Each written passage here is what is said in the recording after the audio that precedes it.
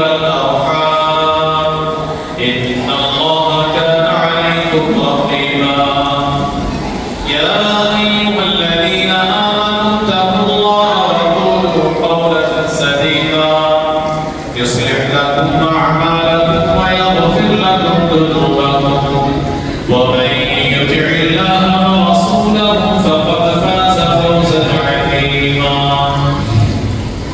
أما بعد فإن خير الحديث كتاب الله وخير الهدي هدي محمد صلى الله عليه وسلم وشر الأمور محدثاتها وكل محدثة بدعة وكل بدعة ضلالة وكل ضلالة في النار أعوذ بالله السميع العليم من الشيطان الرجيم بسم الله الرحمن الرحيم والقرآن المجيد بل عجبوا أن جاءهم منذر منهم فقال الكافرون هذا شيء عجيب أإذا متنا وكنا ترابا ذلك رجع بعيد قد علمنا ما تنقص الأرض منهم وعندنا كتاب حفيظ بل كذبوا بالحق لما جاءهم فهم في أمر مريج أفلم ينظروا إلى السماء فوقهم كيف بنيناها وزيناها وما لها من فروج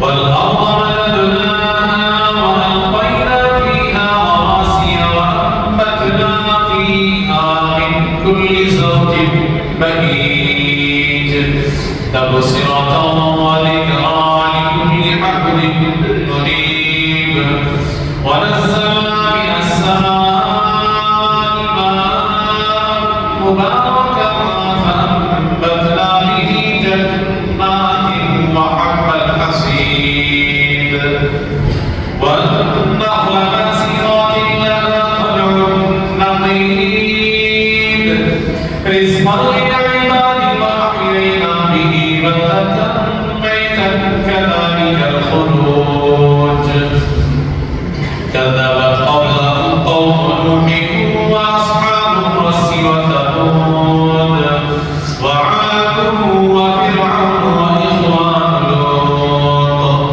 وأصحاب الأيكة وقوم تبع كل كذب الرسل فحق وعيد أفعلينا بالخلق الأول بل هم في لبس من خير وإياكم بالآيات والذكر الحكيم إنه تعالى جواد كريم ملك بر رؤوف رحيم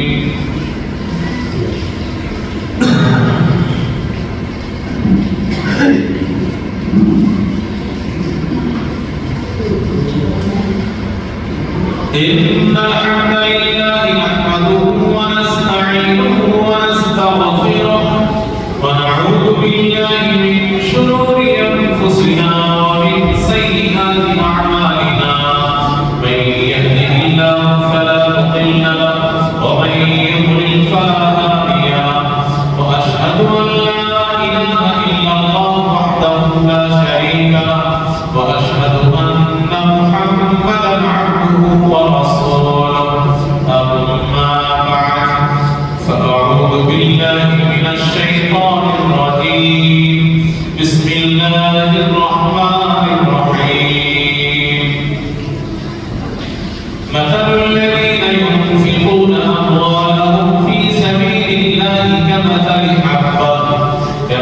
حبة أنبتت 7 سنابل في كل سنبلة 100 حبة والله يضاعف لمن يشاء والله واسع عليم. وقال النبي صلى وسلم إن الله لا ينظر إلى صوركم ولا إلى أجسامكم ولكن ينظر إلى قلوبكم وأعمالكم. معزز حاضرین، تاریخ توسیع بزرگوں کی بڑائی عبادت بندگی لاکھ اور اللہ رب العالمین کے لیے جو ہم سب کا خالق ہے، رازق ہے اور سارے جہاں کا رب ہے، اور درود و سلام نازل ہو تمام نبیوں اور رسولوں پر، خاص طور پر آخری رسول جناب محمد صلی اللہ علیہ وسلم پر بے شمار درود و سلام نازل ہو اللہم صلی علیہ وسلم. آج خاص طور پر ہمارے قوم کے احباب کے لیے اور ہم سب کے لیے بڑی خوشی کا دن ہے. بے حد خاص بات ہے یہ کہ ایک نئی مسجد کا افتتاح ہو رہا ہے. یقین جانیے آپ لوگوں نے مختصر وقت میں اتنا بڑا کام کیا ہے کہ شہر کے لوگ بھی آسانی سے ہمت نہیں جٹا پاتے. اتنی عالیشان مسجد آپ لوگوں نے تیار کر کے مختصر وقت میں اس کا افتتاح کر دیا ہے. بلا شبہ اس میں آپ لوگوں کی بڑی محنت اور آپ لوگوں کا خلوص رہا ہے، اور ہمارے شخصوں کے لوگ اس معاملے میں بہت مشہور ہے ماشاءاللہ. بڑا دل ہے آپ لوگوں کا. حالانکہ زیادہ تر لوگ کسان ہیں لیکن یہ دل کا معاملہ ہے. آپ لوگوں کا دل بہت بڑا ہے جس کی وجہ سے آپ بڑا کام کرنے کی ہمت کر لیتے ہیں. لوگ سوچتے سوچتے وقت گزار دیتے ہیں، شروع ہی نہیں کر پاتے کہ اتنا پیسہ لگے گا تو کیسے ہوگا. تو آپ لوگ خاص طور پر قابل مبارکباد ہیں کہ آپ لوگ بڑا کام کرنے کی ہمت رکھتے ہیں اور کام کر کے بھی دکھاتے ہیں. میں تو دل رہ کے آ گیا تھی کہ ابھی ایک سال غالباً ہوا ہے جب آپ کی تحقیق کا پتہ چلا کہ ہاں مسجد کی زمین لے رہے ہیں اور تعمیر کر رہے ہیں اور یہاں جانا ہے وہاں جانا ہے. احباب جماعت آپ کو بھی آئے ہیں تو یہ مختصر سی مدت اور اتنا بڑا کام آپ لوگوں نے کر لیا ہے تو یقینی طور پر آپ کی تعریف ہونی چاہیے. اللہ آپ لوگوں کے جذبہ کو سلامت رکھے اور مزید کام کرنے کے اللہ سب کو توفیق عطا فرمائے. میں بھی کہہ رہا تھا کہ حقیقت میں جو گاؤں ہے لیکن آپ کے گاؤں کی بناوٹ ایسی ہے کہ جب اندر گھس جاتے ہیں تو لگتا نہیں کہ گاؤں میں لگتا ہے کہ شہر ہے. اور آپ لوگ خون پسینہ کر کے حلال کمائی کماتے ہیں، کسانی کر کے اور کھیتی کر کے، اور ماشاءاللہ جس گلی میں گھس جائیے بلڈنگ ہی بلڈنگ ہے. آپ کو تو کچا مکان ایک بھی نظر نہیں آئے.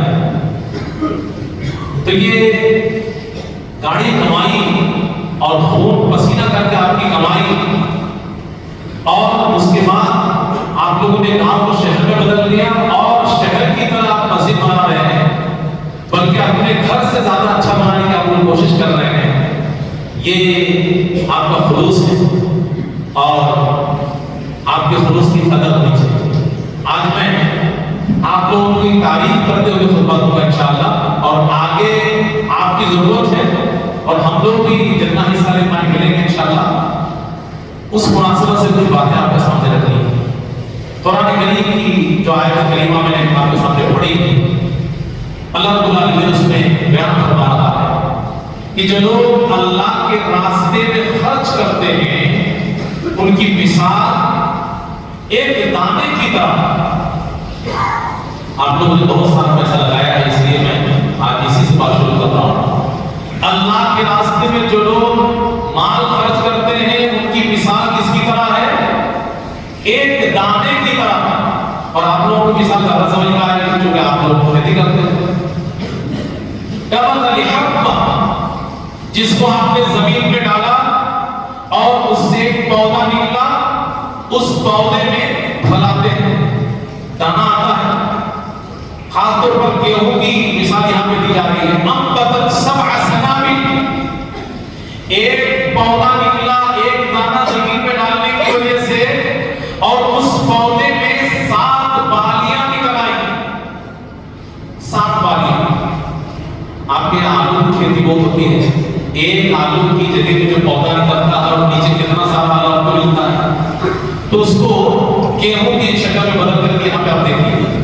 گیہوں آپ نے ایک بیج ڈالا، اس سے ایک پودا نکلا، اس پودے میں 7 بالیاں، کتنے 7 بالیاں نکلی. فی کل سنبلۃ مئۃ حبہ، اور ایک بالی میں 100 دانے نکل آئے. ایک دانہ ڈالا تھا، بدلے میں کتنا رزلٹ ملا؟ 700. اللہ تعالیٰ نے سمجھا اللہ کے راستے میں خرچ کریں گے آپ 1 روپیے، اللہ نیکی کتنے کا دے گا؟ 700 روپے کا نیکی دے گا. 700 روپے کی نیکی آپ کو ملنے والی ہے. ایک دانہ ڈالا، اس سے پودا نکلا، 7 بالیاں نکلی، ہر ایک بالی میں 100 دانے نکلے، 700 مل گئے. ایسے ہی مثال ہے اللہ کے راستے میں خرچ کرنے کی کہ اگر آپ 1 روپیہ خرچ کرتے ہیں تو نیکی 1 نہیں ملتی، 700 نیکی ملتی. لیکن یہ کوئی حد نہیں ہے کہ بس اتنی ہی ملے گی نیکی. واللہ یضاعف لمن یشاء، اللہ جس کے لیے چاہے گا نیکی اور بڑھائے گا.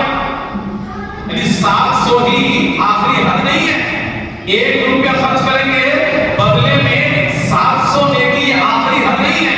اللہ جس کے لیے چاہے گا اور بھی بڑھا کے نیکی دے گا. کتنا بڑھا کے دے گا اللہ؟ 700 کی جگہ میں 7,000، 7 لاکھ، 7 کروڑ، 7 ارب، 7 خرب، اور آگے بڑھیے کتنا دے گا؟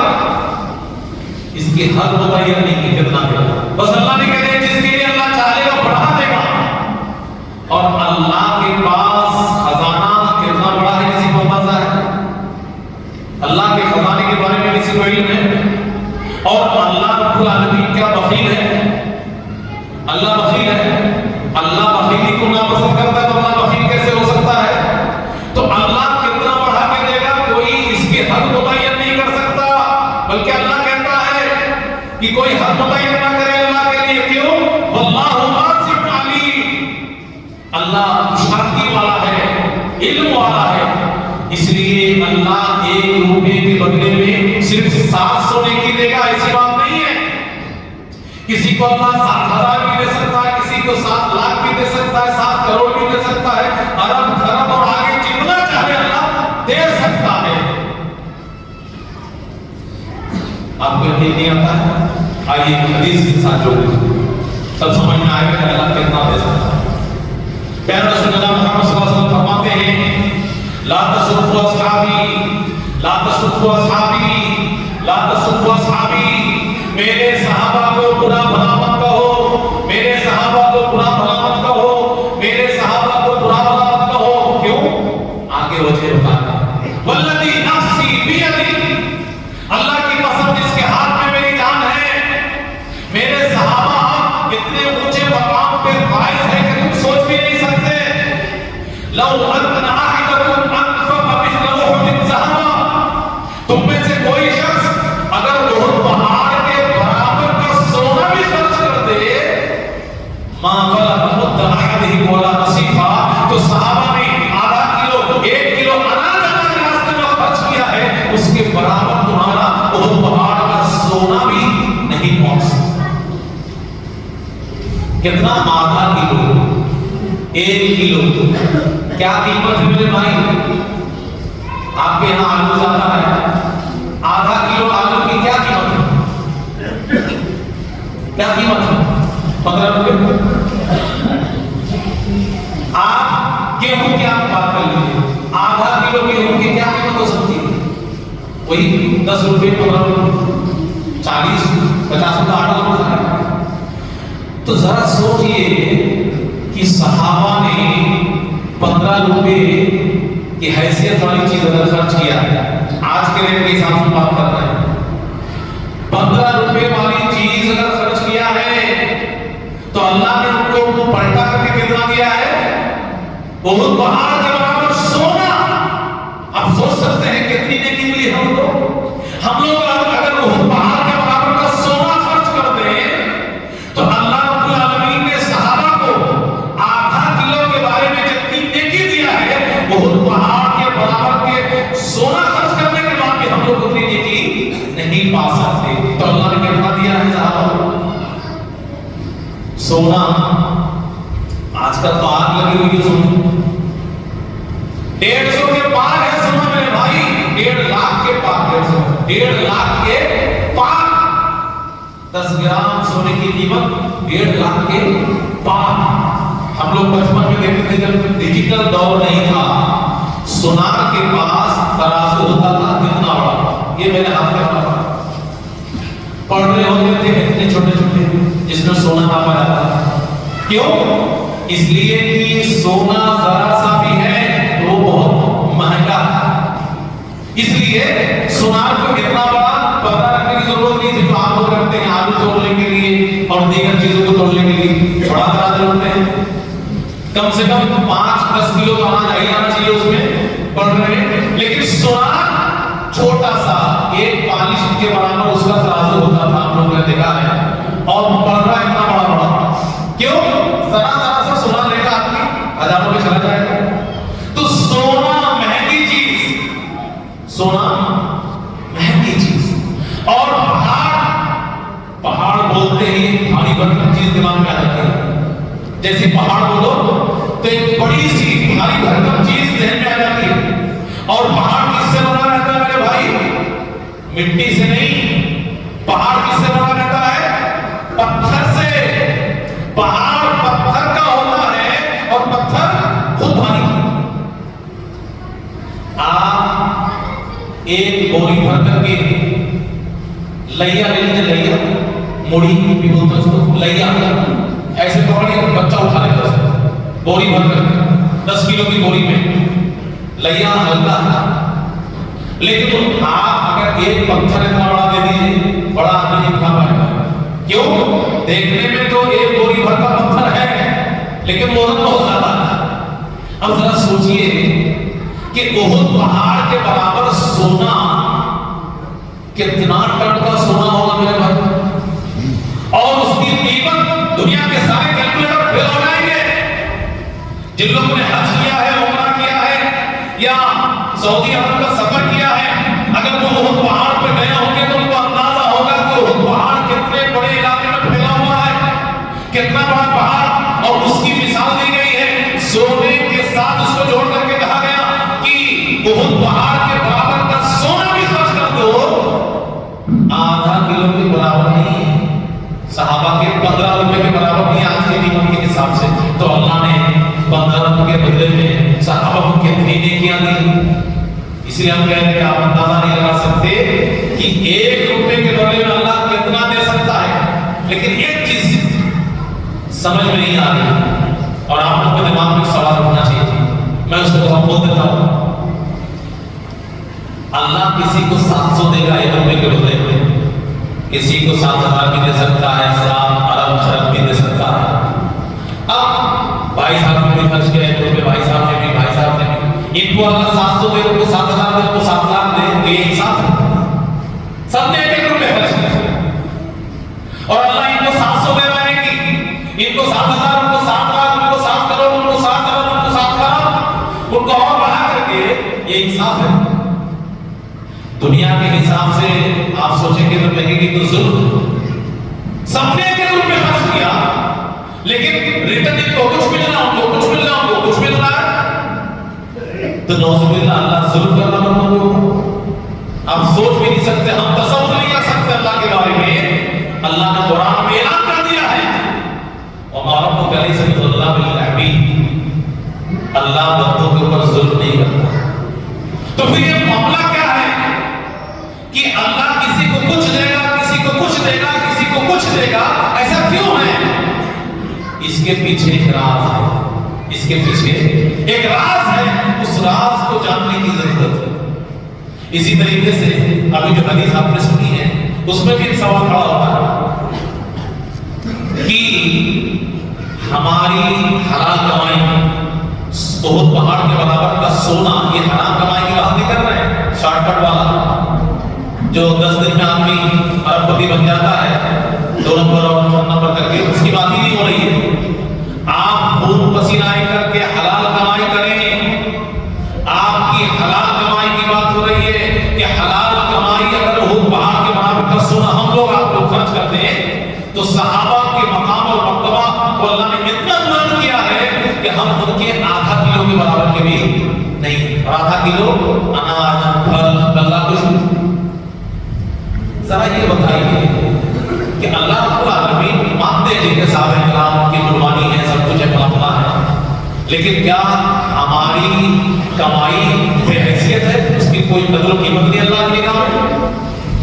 کہ صحابہ ہم میں فرق ہونا چاہیے، لیکن اتنا بڑا فرق کہ ہم لوگ پوری زندگی میں کبھی سوچ ہی نہیں سکتے کہ وہ پہاڑ کے برابر کا سونا ملے گا ہمیں، اور اتنا بڑا اللہ دل دے گا کہ اللہ کے راستے میں خرچ کر دیں، اور اگر کر بھی دیں تو ہم لوگ آدھا کلو کے برابر بھی نہیں صاحب۔ یہ ظلم ہے کہ انصاف ہے؟ پھر بات وہی آئے گی، دنیا کے حساب سے ظلم نظر آئے گا لیکن اللہ ظلم نہیں کر سکتا۔ کوئی راز ہے جس کو جاننا ضروری ہے کہ آخر صحابہ کرام میں اور ہمارے درمیان اتنا بڑا فرق کیوں ہو گیا ہے اور اللہ ظلم نہیں کرتا۔ اس راز کو جان لیجیے، آپ کی زندگی کامیاب ہو۔ وہ راز کیا ہے میرے بھائی؟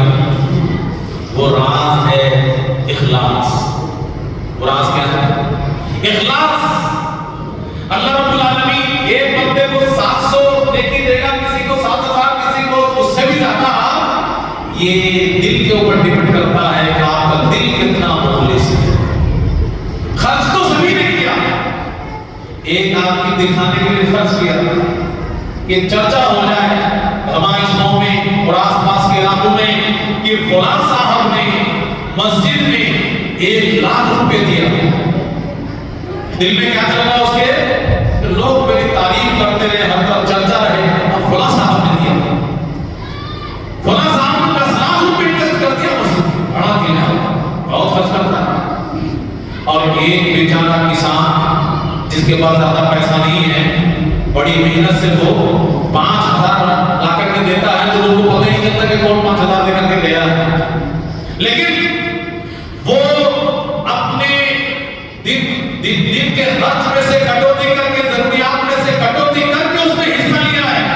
اس کا خرچ چلنا مشکل ہے، ضروریات سامنے کھڑے ہیں، خود تھوڑا سا کم کھا رہا ہے، کم پہن رہا ہے، اور دیگر خرچ کو کم کر کے وہ بھی مسجد میں حصہ لے رہا ہے کہ ہماری شہر میں مسجد بن رہی ہے، قیامت تک یہ مسجد باقی رہے گی تو اس میں مجھے بھی نیکی ملتی رہے، اس لیے بڑی محنت سے لا کر کے تھوڑا سا اماؤنٹ دیتا ہے۔ کوئی وہ بھی نہیں کر سکتا 500 کا نوٹ لا کر کے دیتا ہے، لیکن ایک آدمی 5 اور 10 لاکھ روپے دیتا ہے، اس کے پاس ہزار دولت ہے، اور دل میں کیا چل رہا ہے؟ دکانوں میں، ہوٹلوں میں اور لوگوں کے اجتماعات میں میرا چرچا دکھاوے کے لیے دیتا ہے۔ اس 500 روپے کی قیمت کئی گنا زیادہ اس 10 لاکھ کے اوپر بھاری پڑنے والی ہے۔ یہ سب یہ اخلاص کا معاملہ ہے۔ جیسے دل میں آپ کا جذبہ ہوگا ویسے نیکی آپ کو ملے گی۔ اور صحابہ کرام جو ہم میں فرق اتنا بڑا کیوں ہے؟ اس لیے کہ صحابہ کرام اخلاص میں بہت آگے ہیں، بہت آگے۔ ان کے اخلاص کی گواہی عرش والے نے دی ہے۔ قرآن مقدس کے اندر صحابہ کا تعارف کراتے ہوئے اللہ نے کہا والذین معه اشداء علی الکفار رحماء بینہم تراہم رکعا سجدا یبتغون فضلا من اللہ ورضوانا۔ یہ صحابہ معمولی لوگ نہیں ہیں، یہ کافروں کے اوپر بڑے سخت ہیں لیکن مسلمانوں کے لیے بڑے رحم دل ہیں۔ ہر وقت ان کو تم عبادت پہ دیکھو گے، جب دیکھو وہ رکوع میں ہیں یا سجدے میں ہیں، اور جتنی ساری عبادت وہ کر رہے ہیں دل میں صرف ایک ہی جذبہ ہے، میرا رب خوش ہو۔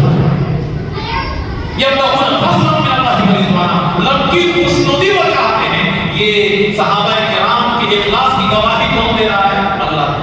یہ وہ لوگ ہیں بلکہ تقویٰ میں بھی وہ سب سے اونچے اولئک الذین امتحن اللہ قلوبہم للتقویٰ، صحابہ وہ لوگ ہیں کہ جن کے دلوں کو اللہ نے تقویٰ کے لیے جانچ لیا ہے، پرکھ لیا ہے، ان کے تقویٰ، ان کا دل تقویٰ سے بھرا ہوا۔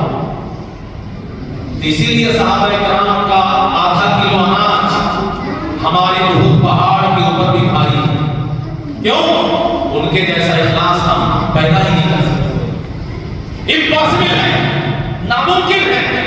ہم لوگ صحابہ کرام کے پیر کے دھول کے برابر بھی نہیں ہیں، چاہے کچھ بھی کر ڈالے ہم۔ اسی وجہ سے اللہ کو اچھی طرح معلوم ہے کہ صحابہ کرام کا دل کیسا تھا اور ہمارا اور آپ کا دل کیسا ہے۔ نبی کہا لو ان احدکم انفق مثل احد ذهبا ما بلغ مد احدهم ولا نصيفا، کہ صحابہ کرام نے اگر آدھا کلو اور 1 کلو اناج اللہ کے راستے میں خرچ کیا ہے تو تم بہت پہاڑ کا کے برابر سونا خرچ کر کے بھی ان تک پہنچ نہیں سکتے۔ اخلاص بہت ضروری ہے۔ اگر اخلاص نہیں ہے تو آپ لاکھوں روپیہ کروڑوں روپیہ خرچ کر کے بھی ایک نیکی کے مستحق نہیں ہو سکتے۔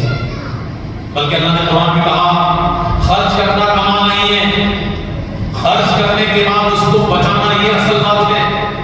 اللہ کے راستے میں خرچ کیا، نیکی تمہاری بچی رہے، محفوظ رہے، تم کو ریٹرن اچھا ملے، ورنہ یہ بیکار ہو جائے گا۔ لا تبطلوا صدقاتکم بالمن والعذا، احسان کا جتلانا میں بھی خرچ کر کے مسجد میں آ کر کے ہم نے 10 لاکھ خرچ کیے تو میری چلے گی، ساری نیکی برباد۔ اللہ کو خوش کرنے کے لیے خرچ کر دیا ہے، کمیٹی کو اپنے حساب سے کام کرنے دیجیے، اپنا دوست کبھی بھی مت جمائیے۔ احسان کر کے اپنے صدقات کو برباد مت کرو، تکلیف دے کر کے امام صاحب کو، مؤذن کو، یہ کمیٹی کے لوگوں کو آپ اپنے صدقات کو برباد مت کیجیے، ورنہ ویسے ہی ہو جائے گا جیسے ریاکار کا حال۔ ایک اور مثال دے رہا ہوں، کالذی ينفق ماله رئاء الناس، بالکل اگر احسان جتلاؤ گے اور تکلیف پہنچاؤ گے خرچ کرنے کے بعد تو تمہاری مثال اس شخص کی طرح ہو جائے گی جو لوگوں کو دکھانے کے لیے مال خرچ کرتا ہے۔ اور مثال دیا فمثلہ کمثل صفوان علیہ التراب فاصابہ وابل فترکہ صلدا، جو اللہ کو خوش کرنے کے لیے نہیں دکھانے کے لیے خرچ کرتا ہے، اس کو کیا ملنے والا ہے، کچھ ملنے والا ہے کہ نہیں اس کو سمجھا۔ اور جو احسان جتلائے گا اور تکلیف پہنچائے گا اس کا بھی معاملہ اس ریاکار کی طرح ہونے والا ہے۔ کیا مثال ہے میرے بھائی؟ کمثل صفوان، ایک چٹان کی طرح، چٹان سمجھتے ہیں پتھریلی زمین، جو پتھر کی زمین ہو اور زمین سے تھوڑی اونچی ہو، اس کو کہتے ہیں صفوان چٹان۔ کہا کہ ایک چٹان کی طرح علیہ التراب، جس کے اوپر کچھ مٹی پڑی ہوئی، کوئی ہوا چلتی ہے، مٹی آ کر کے ادھر ادھر ڈسٹ جمع ہوتا ہے، تو ایک چٹان کے اوپر گرد و غبار پڑ رہے ہیں۔ اب آپ لوگ کسان ہیں، بتائیے اگر نیچے پتھر ہے اور اوپر گرد جمع ہے تھوڑا سا، اس میں آپ دانا ڈالیں گے تو پودا اگے گا؟ پودا اگے گا؟ پہلی بات ہے کہ اگنا مشکل ہے، اور اگر اگ گیا تو پھل دے پائے گا؟ نیچے تو پتھر ہے، پھل دینے کے لیے زمین چاہیے، کافی زمین چاہیے۔ تو اگر پودا اگ بھی جائے تو آپ کو رزلٹ ملنا مشکل ہے۔ لیکن یہاں تو اور بات ہو رہی ہے، کہا کہ ایک چٹان کے اوپر مٹی پڑی ہوئی ہے جس کے اوپر آپ نے دانا ڈال دیا، لیکن اتفاق ایسا ہوا کہ آپ نے جو احسان جتلا دیا یا تکلیف پہنچا دی یا دکھاوے کے لیے آپ کام کر رہے ہیں، تو فَأَصَابَهُ وَابِلٌ، موسلادھار بارش ہو گئی۔ اب اس چٹان کا گرد و غبار اس کے اوپر پڑی مٹی اس کے اوپر رہے گی کہ بہ جائے گی؟ موسلادھار بارش ہوگی تو نیچے پتھر ہے، ساری مٹی دھل کر کے نکل جائے گی کنارے، بلکہ جو دانا ہم نے ڈالا تھا پانی کے بہاؤ میں وہ دانا بھی کنارے چلا جائے گا اور بہ کر کے پتہ نہیں کہاں چلا جائے گا پتہ۔ تو کہتے ہیں لا يقدرون على شيء مما كسبوا، آپ کی ساری محنت بیکار چلی جائے گی، ایک اناج بھی آپ کو اس سے ملنے والا ہے۔ ایسے ہی جو لوگ ریاکاری کے طور پہ کام کرتے ہیں ان کو ایک نیکی بھی ملنے والی نہیں ہے، چاہے انہوں نے کروڑوں روپے خرچ کر دیا۔ اور اسی طریقے سے جو احسان جتلائے گا اور تکلیف پہنچائے گا اس کو بھی ایک نیکی ملنے والی نہیں ہے، چاہے انہوں نے کروڑوں میں خرچ کیا۔ نیکی ملے گی کسے؟ 700 سے زیادہ جو صرف اللہ کو خوش کرنے کے لیے خرچ کرتا۔ کم خرچ کرے کوئی دقت نہیں، اپنی حیثیت کے مطابق خرچ کرے، لیکن جذبہ اس کا نیک ہونا بے حد ضروری ہے۔ جذبہ اگر نیک نہیں ہے، اخلاص نہیں ہے دل میں، تو بیکار ہو جائے گا۔ اس لیے اخلاص بہت ضروری ہے، اخلاص بے حد ضروری ہے۔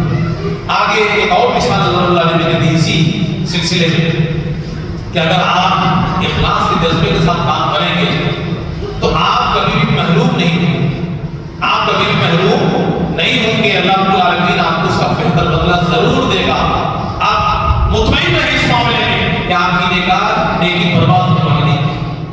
وَمَثَلُ الَّذِينَ يُنْفِقُونَ أَمْوَالَهُمْ ابْتِغَاءَ مَرْضَاتِ اللَّهِ، اللہ کو خوش کرنے کے لیے، اللہ کی رضامندی کے لیے جو مال آپ خرچ کریں گے اس کی مثال ہو رہی ہے، یعنی اخلاص کے ساتھ جو آپ مال خرچ کریں گے، كَمَثَلِ جَنَّةٍ بِرَبْوَةٍ، ایک باغ کی طرح جو عام زمین سے ذرا اونچی زمین پہ باغ ہے، أَصَابَهُ وَابِلٌ فَآتَتْ أُكُلَهَا ضِعْفَيْنِ، کہ اگر اچھی بارش ہو جائے اوپر ہونے کی وجہ سے اس کا پھل اچھا آئے گا، دگنا پھل آئے گا، اور اگر بارش نہ ہوئی تو صرف شبنم جو رات میں گرتے ہیں اسی سے اس کا پھل آ جائے گا۔ کہنے کا مطلب کیا ہے کہ وہ کبھی بھی محروم نہیں رہ سکتا جو اخلاص کے ساتھ کام کرے گا، اللہ کے راستے میں خرچ کرے گا۔ لیکن جو شخص اخلاص کے ساتھ نہیں کرے گا، ایسے شخص کی مثال دی گئی آگے کہ اس کو کتنی بڑی محرومی کا سامنا کرنا پڑے گا۔ آج یہ اگر آپ سوچیں گے تو آپ کے رونگٹے کھڑے ہو جائیں گے۔ أَيَوَدُّ أَحَدُكُمْ أَن تَكُونَ لَهُ جَنَّةٌ مِّن نَخِيلٍ وَأَعْنَابٍ تَجْرِي مِن تَحْتِهَا الْأَنْهَارُ لَهُ فِيهَا مِن كُلِّ الثَّمَرَاتِ وَأَصَابَهُ الْكِبَرُ وَلَهُ ذُرِّيَّةٌ ضُعَفَاءُ فَأَصَابَهَا بِإِعْصَارٍ فِيهِ نَارٌ فَاحْتَرَقَتْ، تم میں سے کوئی شخص چاہے گا کہ وہ بڑھاپے کی عمر میں پہنچ گیا اور چھوٹے چھوٹے بچے اس کے پاس ہو، اس کا کاروبار اچانک ختم ہو جائے، اس کا کھیل برباد ہو جائے، وہ چاہے گا؟ ہرگز نہیں چاہ سکتا۔ بڑھاپے میں چھوٹے چھوٹے بچے ہیں، وہ اپنا کاروبار برباد ہوتا ہوا دیکھ نہیں سکتا، کوئی نہیں چاہے گا۔ تو اللہ رب العالمین نے کہا کہ جس طریقے سے دنیا میں تم ایسا نہیں چاہو گے کہ چونکہ بڑھا ہو گئے لوگ آگے اب کچھ کرنے کی ہمت نہیں ہے اور بچے بھی چھوٹے چھوٹے ہیں، تم سب کو کھانے کے نالے پڑ جائیں گے، تمہارا کاروبار برباد ہو جائے، تم نہیں چاہتے۔ آخرت میں جب تمہیں ایک ایک نیکی کی ضرورت ہے اور تم انتظار میں رہو گے کہ ہم نے مسجد میں بہت سارا پیسہ خرچ کیا، مدرسے میں بہت سارا پیسہ دیا، یتیموں اور غریبوں کے اوپر لٹایا، اور اس نیکی کو کیا اس نیکی کو کیا، لیکن دل صاف نہیں تھا، اخلاص کی کمی تھی۔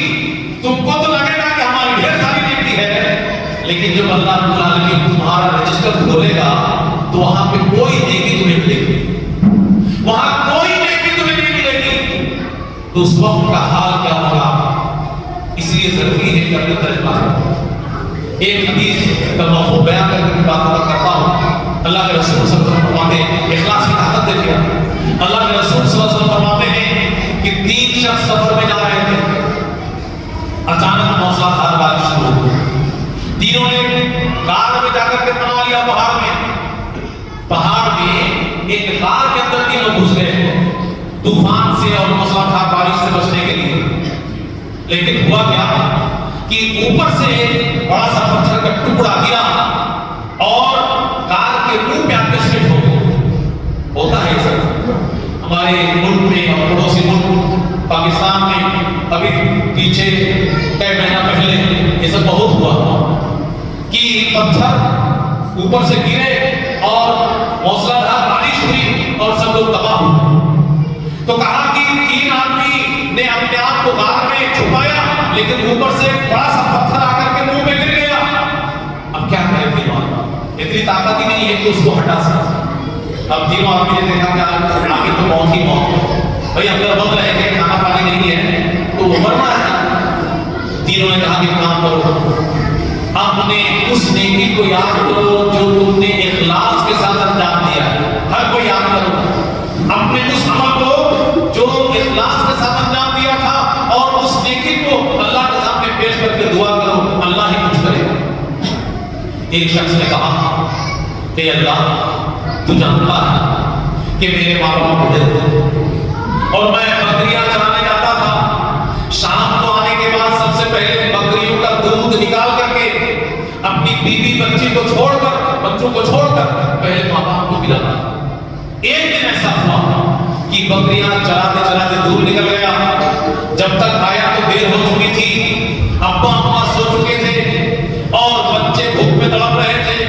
میں نے حسب معمول اپنی بکریوں کے دودھ نکالا اور یہ پسند نہیں کیا کہ اپنے ماں باپ کو چھوڑ کر اپنے بچوں کو پہلے پلا دوں۔ میں نے اپنے ماں باپ کے سرہانے پہ دودھ لے کر کے میں کھڑا ہو گیا اور بچے بلک رہے تھے، میں انتظار میں تھا کہ ابا اماں جاگے تو ان کو پلاؤں، اس کے بعد اپنے بچوں کو پلاؤں، لیکن یہی حال رہا۔ اب صبح ہو گئی، اپنے ابا اماں کو جگانا بھی مناسب نہیں سمجھا، ان کی نیند میں خلل نہ پڑے۔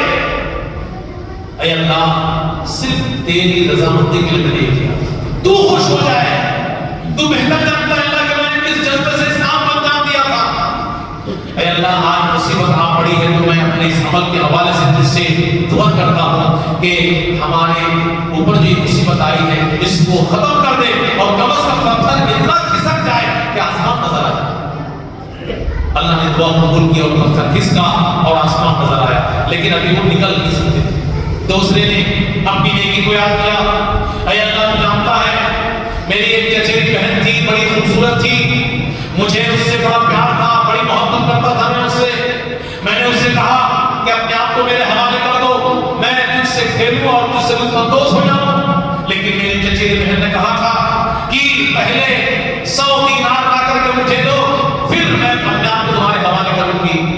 اے اللہ تو جانتا ہے بڑی محنت سے میں نے 100 دینار کمائے اور اپنی چچیری بہن کو دیا، اور چچیری بہن نے اپنے آپ کو میرے حوالے کیا، لیکن جب میں اس کے قریب ہوا اور اس سے لطف اندوز ہونا چاہا، اس سے قربت اختیار کرنی چاہیے، تو میری چچیری بہن نے کہا یا عبداللہ اتق اللہ، اللہ کے بندے یہ میری مجبوری تھی کہ میں نے تم سے 100 دینار مانگے، لیکن اللہ سے ڈر جا اور اس مہر کو مت توڑ، مہر کو مت توڑ۔ اے اللہ میں ڈر گیا اور میں نے اپنی چچیری بہن کو چھوڑ دیا، وہ 100 دینار بھی چھوڑ دیا، اس کی ضرورت تھی۔ اے اللہ صرف تیرے ڈر سے اور تجھ کو خوش کرنے کے لیے میں نے یہ کام کیا۔ اے اللہ ہمارے اوپر مصیبت آئی ہے، اس مصیبت سے ہمیں چھٹکارا، پتھر اور کھسکا، لیکن ابھی وہ نکل نہیں سکتا۔ تیسرے نے کہا اے اللہ ایک مزدور آیا تھا میرے پاس کام کرنے، جب میں شام کو اس کو مزدوری دینے لگا تو اس نے کہا کہ یہ کم ہے، جبکہ میں اس کو صحیح مزدوری دے رہا تھا۔ وہ غصہ کر کے اپنی مزدوری چھوڑ کے چلا گیا۔ میں نے اس کی مزدوری کو بڑھایا، اس سے کاروبار کیا، پھر سارے جانور اس سے خریدے، گھوڑے اور تمام چیزیں، اور ان کو چرانے والوں کو بھی خریدا۔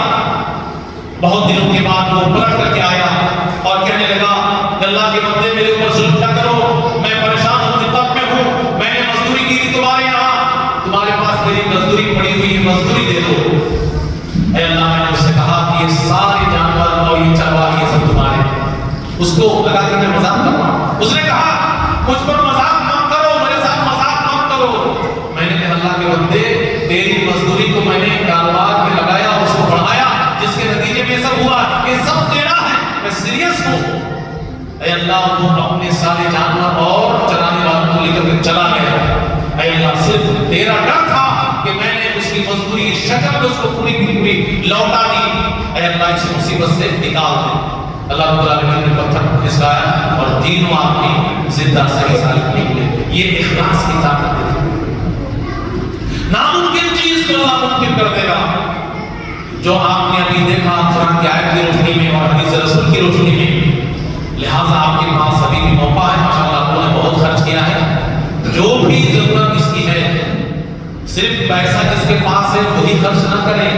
میں نے جو آپ کے لیے تقریر کیا ہے نا، اس کے پیچھے کا مقصد یہی ہے جن کے پاس نہیں ہے کم ہی صحیح من بنا لیجیے کہ میں 1 مہینہ محنت کروں گا 20,000 کماؤں گا اس میں سے 10% مسجد میں لگا دوں گا 50% مسجد میں لگا دوں گا نیت کر کے ارادہ کر کے اللہ کو خوش کرنے کے لیے حصہ لیجیے اللہ رب العالمین کتنا آپ کو بدلے میں دے گا آپ سوچ نہیں سکتے عزم کر لیجیے ارادہ کر لیجیے کہ اگلے رمضان سے پہلے اس مسجد کی ساری ضرورتیں پوری ہو جائیں اور اس مسجد کے اوپر کوئی بھی قرض باقی نہ بچے اور خاص طور پہ آپ لوگ ارادہ مضبوط کر لیجیے اللہ کی مدد تو ویسے بھی آئے آپ اپنا ارادہ مضبوط کر لیجیے کہ ہم قطرہ قطرہ جو دیں گے خون پسینے کی کمائی ہماری چیز ہے یہ ہم اس کو پورے طور پر اس کی ضروریات کو پوری کریں گے اللہ رب العالمین پتہ نہیں کہاں سے آپ کی ضرورت پوری کریں آپ اپنا حوصلہ عزم ارادہ